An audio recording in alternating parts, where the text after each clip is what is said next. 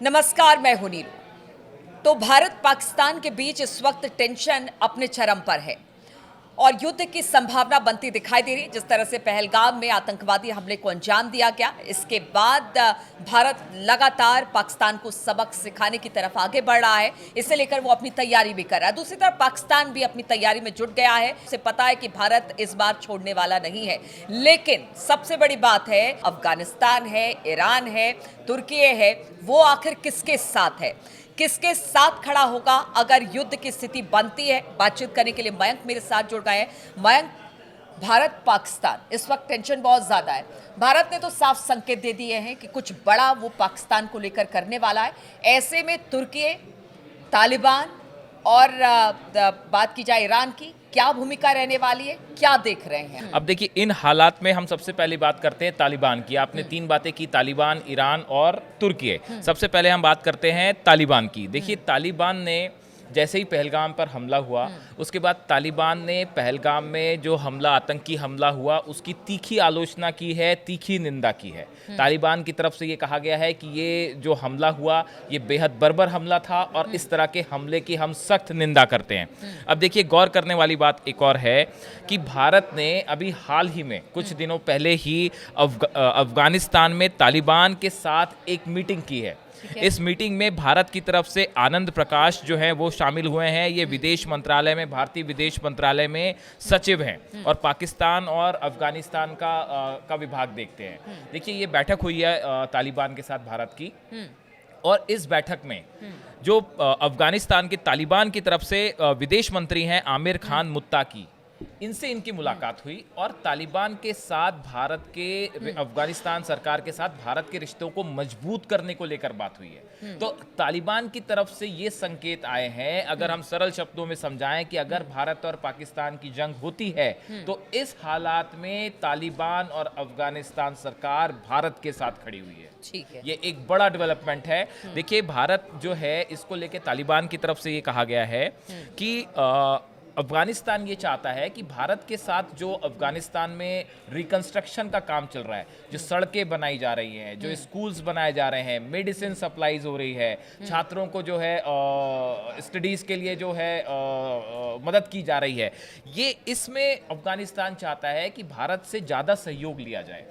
इस समय अफगानिस्तान में डेवलपमेंट जो है वो एक बहुत बड़ा मुद्दा है। अंतर्राष्ट्रीय स्तर पर तालिबान सरकार को रिकॉग्निशन चाहिए, उसमें भारत एक अहम रोल अदा कर सकता है। तो ये माना जा रहा है। देखिए, दूसरी तरफ तालिबान और पाकिस्तान के संबंध भी अच्छे नहीं है। जो बॉर्डर है, उस बॉर्डर पे लगातार टेंशन बना हुआ है पिछले कुछ सालों से, जब से तालिबान की वापसी हुई है, और कई बार तो बड़ी हैवी एक्सचेंज ऑफ फायर भी हुआ है। तो इन हालात में भारत जो है, उसने एक प्रकार से पाकिस्तान को घेरने के लिए एक मजबूत प्लान बनाया है और उसमें अहम रोल अदा करने वाला है तालिबान। अगर मान लीजिए पाकिस्तान के साथ जंग होती है तो इन हालात में अभी जो संकेत हैं उसके मुताबिक तालिबान भारत की मदद के लिए सामने आ चुका है। दूसरी बात तुर्की की करते हैं। आपने जो सवाल तुर्की का पूछा, देखिए, 2 दिन पहले पूरे दुनिया भर में जो मीडिया है उसमें इस तरह की चर्चा थी कि 6 बड़े प्लेन्स जो हैं तुर्की ने पाकिस्तान भेजे हैं, जो इस्लामाबाद उतरे हैं, जिसमें हथियार भरे हुए थे। इस तरह की खबरें मीडिया में आई। उसके बाद तुर्की की तरफ से कल ये ऑफिशियल बयान आया है कि भाई इस तरह की कोई बात नहीं है, जो 6 प्लेन हमने भेजे थे,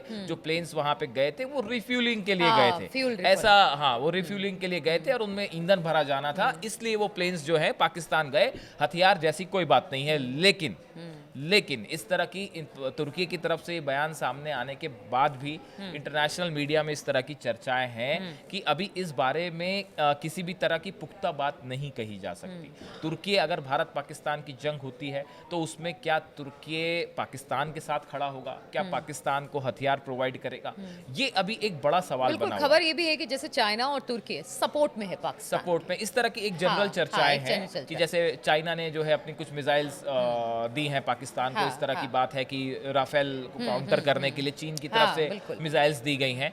अब इसी तरह की बात जो है वो तुर्की को लेकर है। अब देखिए, अब हम तीसरी बात करते हैं ईरान की। एक बात तो तय है, ईरान की तरफ से ये साफ संदेश पाकिस्तान को दिया जा चुका है कि हिंदुस्तान से जंग मत लड़िएगा। देखिए, जब ये हमला हुआ उसके बाद अब्बास अराक्ची जो विदेश मंत्री हैं, इनकी तरफ से एक प्रस्ताव आया था कि हम भारत और पाकिस्तान के बीच मध्यस्थता करना चाहते हैं। हम नहीं चाहते कि दोनों देशों में जंग हो, शांति बनी रहे। ईरान की तरफ से पहलगाम हमले की तीखी और सख्त आलोचना की गई। ईरान इस पूरे मैटर में मजबूती के साथ भारत के साथ खड़ा हुआ है। और आप अगर आप गौर से देखें तो ईरान जो है वो पिछले कुछ सालों में भारत के साथ अपने व्यापारिक संबंध तेजी से मजबूत करना चाहता है। अगर हम खामेनी जी के बयान की चर्चा करें, उन्होंने कुछ समय पहले, जैसा बताया जाता है कि उन्होंने ये कहा ईरान के अधिकारियों को कि हमें आसपास के जो पड़ोसी देश हैं इनके साथ व्यापार को बढ़ाना है। उसमें उन्होंने रूस का नाम लिया, उसमें उन्होंने भारत का नाम लिया, लेकिन उन्होंने पाकिस्तान का नाम नहीं लिया। हमने पहले भी एक वीडियो में इस तरह की चर्चा की थी। ईरान इस बात को अच्छी तरह से समझता है कि भारत एक उसका बड़ा सहयोगी देश है जो वहां से ऑयल खरीद सकता है।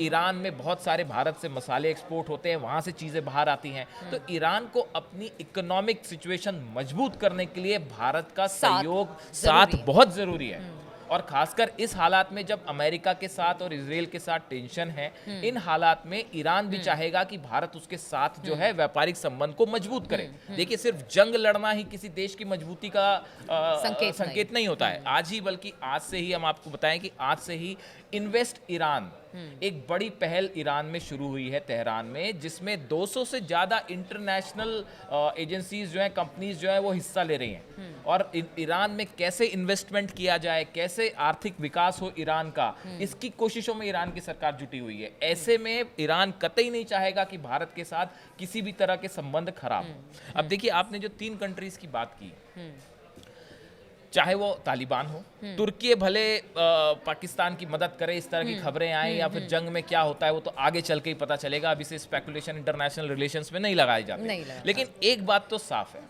कि चाहे तुर्की हो, चाहे तालिबान हो, चाहे ईरान हो, या कोई भी और देश हो, पाकिस्तान का अगर कोई और भी मददगार देश है, वो भी चाहे अजरबैजान क्यों ना हो, हिंदुस्तान के साथ कोई देश ये नहीं चाहेगा कि अपने रिलेशन खराब किए जाएं। और देखिए, एक इसमें एक हकीकत और भी है जो खबरें आ रही हैं कि पाकिस्तान अब ये बात को समझ चुका है कि इस बार मोदी गवर्नमेंट करारा जवाब देने वाली है। और उसका नतीजा ये है, इस तरह से खबरें आ रही हैं कि पाकिस्तान की जो सरकार है वो सऊदी और ईरान के पास जो है वो मदद लगाने के लिए पहुंची हुई है कि कैसे भी करके इस जंग को रोक दीजिए। क्योंकि अगर जंग होती है तो उसमें पाकिस्तान का इस बार शायद बहुत बुरा हाल होने वाला है। और सब पहले जितने स्ट्राइक हुई हैं उससे बड़ी स्ट्राइक होगी। तो अब ये तीनों कंट्रीज आने वाले स्थिति में और क्या बिल्कुल होता है, भौगोलिक अगर संरचना की बात की जाए तो पाकिस्तान की तीर, मतलब अगर इधर से अगर भारत अगर वार करता है तो कम से कम चौतरफा घेर कर अगर ये सारी कंट्रीज अगर भारत के साथ खड़ी होती है तो फिर पाकिस्तान को कोई नहीं बचा सकता है।